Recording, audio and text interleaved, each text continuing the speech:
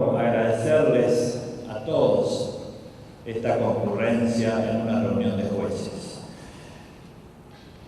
Veo aquí una representación muy calificada y muy amplia de todo el Poder Judicial. La justicia federal está completa, desde la Cámara de Casación, el Fuero Federal de la Capital, la Cámara Federal de la Capital, los jueces de primera instancia, el Fuero Contencioso Administrativo, Penal Económico, todo el Fuero Federal del Interior, las cámaras, realmente una asistencia muy representativa de todo lo que es la justicia federal. También la justicia nacional, Fuero del crimen, laboral, civil, comercial, seguridad social, todos los fueros de la justicia nacional presentes. Y también, lo que para mí es muy importante, la Junta Federal de Cortes, con todos los tribunales de provincias de todo el país, y los jueces de todo el país que están a través de sus representantes aquí presentes. Esta reunión de jueces, que está organizada por la Corte Suprema, pero con la invalorable cooperación de la Junta Federal de Cortes, de la Asociación de Magistrados de la Justicia Nacional y de la Federación Argentina de la Magistratura, es algo que se inició y que hoy lleva la cuarta edición. Cuando lo iniciamos, se hablaba mucho de que el Poder Judicial tenía un carácter insular, una serie de islas aisladas, eso eran los jueces. Hoy creo que en esta reunión ya podemos decir, dada la representatividad, dado el espíritu de visión común que existe, que tenemos ya no un conjunto de islas, sino un continente que es un poder del Estado, unido, consolidado y con una clara visión de lo que tiene que hacer en un país. Creo que esto es lo primero que tenemos que tener todos muy en claro. Hoy hemos avanzado muchísimo en la consolidación interna del Poder Judicial como poder del Estado. Lo hemos hecho a través de la fijación de políticas de mediano y largo plazo que denominamos políticas de Estado. Y por eso en cada conferencia de jueces definimos algunas políticas, establecemos cuáles son sus planificaciones y luego controlamos cómo se ejecutan. Por eso estas reuniones tienen dos partes. Una dedicada a controlar e informar cómo se debe en todo acto republicano, qué se ha hecho y cómo avanza cada una de las políticas. Y otra parte dedicada a cuáles son los nuevos desafíos y cuáles son las nuevas políticas de Estado que nosotros queremos discutir y aprobar, que hacemos entre todos, porque siempre le damos una base consensual a las políticas de Estado. Quiero comenzar con unas breves reflexiones acerca de esta segunda parte. ¿Por qué nosotros hemos denominado a esta reunión en particular Justicia para Todos? ¿Por qué razón en la segunda parte tenemos dos paneles dedicados a los derechos económicos y sociales, los delitos de lesa humanidad, y uno dedicado a la independencia y las reformas en el Poder Judicial? Si nosotros nos leemos y nos informamos acerca de cuáles son las preocupaciones que tienen los argentinos, podemos coincidir en que los problemas cotidianos, no los grandes temas, sino los que vive el ciudadano común, son la inseguridad, el trabajo, la educación, las jubilaciones, las prestaciones de salud, la exclusión social. Si nosotros nos preguntamos cuánto tiempo hace que a los ciudadanos argentinos les preocupan estos temas, podríamos decir con bastante coincidencia que hace muchos años que nosotros vemos a los jubilados reclamando. Hace muchos años que nosotros vemos que se exigen prestaciones de salud. Hace muchos años que vemos que se reclama y se peticiona por los derechos económicos y sociales. Si nosotros analizamos los últimos 50 años, por tener una perspectiva un poco más amplia de este problema, podemos decir con toda seguridad que existe una extraordinaria y diría yo abrumadora diferencia entre lo que se declara en el discurso público y en la legislación, por un lado, y lo que se goza efectivamente por parte del ciudadano común, lo que sucede en la realidad, lo que llega a las puertas del domicilio de cada uno de los argentinos. Esta distancia es algo que no nos puede permanecer ajeno. Nosotros somos muy buenos para hacer diagnósticos, somos también buenos para identificar quiénes son los culpables, pero no tenemos la misma sabiduría para encontrar las soluciones. Los problemas entonces no se solucionan, se trasladan de día en día, de año en año, de década en década y algunos de generación en generación. Y digo esto para que entendamos que este no es un problema de una determinada coyuntura.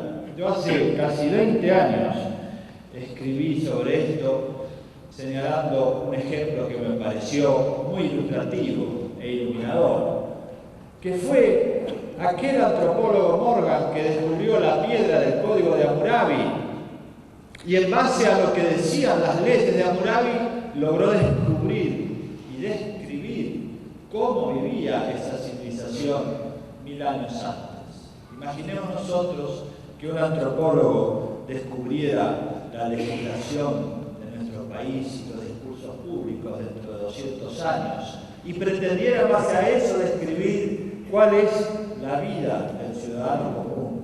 Seguramente llegaría a conclusiones equivocadas, porque hay una tremenda distancia que hoy es lo que nos ocupa. ¿Por qué nos ocupa? Porque esto genera un escenario de derechos insatisfechos, genera tensiones. Yo digo, y lo he repetido en varias oportunidades, que la paz siempre va a ser inestable cuando una madre no pueda pensar un futuro para su hijo. Esto es algo que nos debe preocupar a todos. Y por eso hay temblores en los cimientos mismos del edificio social. Estos temblores tienen su manifestación y una de esas manifestaciones es la judicialización de estos temas. Porque en la medida en que no se resuelven año tras año, década tras década, terminan en un escenario de judicialización y es algo de lo cual tenemos que ocuparnos. Porque hoy vemos a lo largo y a lo ancho del país una gran cantidad de juicios de este tipo y por eso es que nosotros nos ocupamos. Nos ocupamos no desde la perspectiva de crear conflictos, no desde la perspectiva de decir esto es culpa de otros poderes del Estado, sino para encontrar las soluciones. No nos interesan los conflictos, nos interesan las soluciones de los problemas que en definitiva tienen los ciudadanos comunes, los argentinos. Por eso es que nosotros pensamos que aquí es necesario construir políticas de Estado en base a cada uno de estos temas que permitan la implementación efectiva de las soluciones que todos nosotros sabemos que están en la Constitución Nacional o que están en la legislación infraconstitucional y que eviten una judicialización excesiva de estos temas, porque no es posible que el Poder Judicial solucione todos estos problemas y tampoco es posible que los otros poderes del Estado lo hagan sin una mínima coordinación. Por eso es importante que nosotros entendamos que estos temas, que se repiten y se reiteran a lo largo de muchos años, sean sacados de la agenda del día a día, de la coyuntura que preocupa en el día a día para ser tratados como políticas de Estado y encontremos verdaderas soluciones, todos los poderes juntos. La construcción de una agenda común entre los tres poderes del Estado no es perder independencia. La independencia del juez, la individual, como decía recién el doctor Feynman, la tendrá siempre porque él debe ser imparcial. La independencia institucional también la tenemos, pero esto no quita que nos ocupemos de los grandes problemas que tiene el país y coordinemos algunas cuestiones básicas, alguna agenda común con los otros poderes del Estado. Y esta agenda común significa que los que estamos en esta gran obra que es construir un país, los que nos vemos como actores, no peleemos entre los actores diciendo el problema es del otro, sino que hagamos una buena obra en común para que los espectadores, que son los ciudadanos, puedan verse directa y concretamente beneficiados de este esfuerzo común y cooperativo de los tres poderes del Estado. Creo que una agenda común es muy importante en cada uno de estos temas para disminuir la litigiosidad, pero también para lograr soluciones efectivas. Esta agenda común, indudablemente, no puede ser tan amplia. Nosotros tenemos una experiencia muy importante en el caso de los delitos de lesa humanidad que hemos formado la Comisión Interpoderes. Tenemos experiencias en otros campos, pero creo que esto debe diseminarse, porque no es un problema hoy exactamente de la Corte Suprema, pero sí todos los fueros a lo largo y a lo ancho del país tienen este problema y es bueno que existan agendas con políticas de Estado de los tres poderes en todos los niveles para ir resolviendo concretamente un cauce común para que esto encuentre en algún momento una solución que pueda ser disfrutada y gozada de modo efectivo por los ciudadanos y no sigamos en las próximas generaciones repitiendo los mismos problemas que hoy tenemos. Tampoco es posible que nosotros hagamos una agenda tan amplia porque siempre hemos dicho que los jueces no gobiernan. Nosotros respetamos y debemos hacerlo a los demás poderes del Estado electos por el sistema democrático. La base de la democracia es el principio mayoritario y por eso nosotros respetamos a quienes son electos. Nuestra obligación y responsabilidad es poner límites a los demás poderes, es defender los derechos individuales, pero no es gobernar. Y cada uno de estos temas que he mencionado siempre se plantea esta discusión. El problema es de los jueces o no es de los jueces. Creo que hay que terminar con esta falsa opción. Yo no creo en esta opción, creo que ninguno de ustedes cree en esta opción. Y no es lo que nuestros ciudadanos esperan de nosotros que tenemos responsabilidades. No esperan que busquemos conflictos en los cuales los poderes del Estado son responsables, sea la nación o las provincias, sino que esperan que juntos nos ocupemos de los verdaderos problemas que los ciudadanos tienen. Entonces, no se trata de sacrificar la independencia, no se trata de gobernar, se trata de acordar alguna agenda común en temas que son políticas de Estado, en beneficio del bien común de nuestro pueblo, que es en definitiva nuestra obligación. Por eso es que nosotros hemos incluido para el día de mañana estos temas. Los derechos económicos y sociales no desde la perspectiva académica, sino como problema institucional del Poder Judicial. ¿Por qué tenemos tantos juicios de jubilados? ¿Por qué tenemos tantos juicios de personas que concurren a reclamar por los derechos laborales?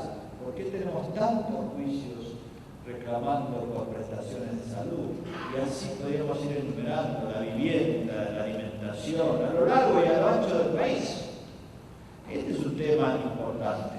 Lo mismo ocurre con el tema de los delitos de lesa humanidad. impunidad, que ha sido tal vez el desafío más importante desde el punto de vista institucional que hemos tenido en el Poder Judicial. O sea que no hay ningún otro ejemplo en el mundo de un Poder Judicial que tenga semejante tarea, llevar adelante esta cantidad de juicios a lo largo y a lo ancho. Son dos temas centrales que vamos a discutir mañana y proponer agendas de políticas de Estado.